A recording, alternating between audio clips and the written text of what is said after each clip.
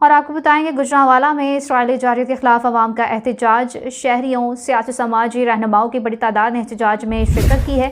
یہاں پر آپ کو اہم خبر سے آگاہ کرتے چلیں۔ گوجرانوالہ میں اسرائیلی جارحیت کے خلاف عوام نے احتجاجی مظاہرہ کیا، جس میں شہریوں، سیاسی اور مذہبی رہنماؤں نے بڑی تعداد میں شرکت کی ہے۔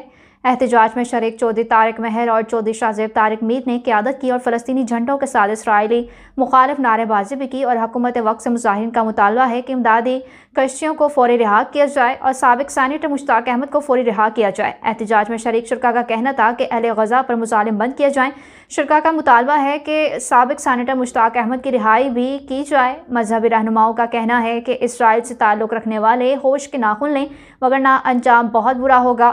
غزہ میں انسانی بحران پر عالمی برادری اور حکومت پاکستان کی خاموشی افسوسناک ہے۔ اگر اسرائیل نے غزہ کے لیے اپنے مظالم بند نہ کیے تو ہم امت مسلمہ اس اسرائیل کو صفائی ہستی سے مٹا دیں گے۔ یہاں پر آپ کو خبر سے اپڈیٹ کر رہے تھے گوجرانوالہ سے، جہاں پر اسرائیلی جارحیت کے خلاف عوام نے احتجاجی مظاہرہ کیا، جس میں شہریوں، سیاسی، مذہبی رہنماؤں نے بڑی تعداد میں شرکت کی ہے۔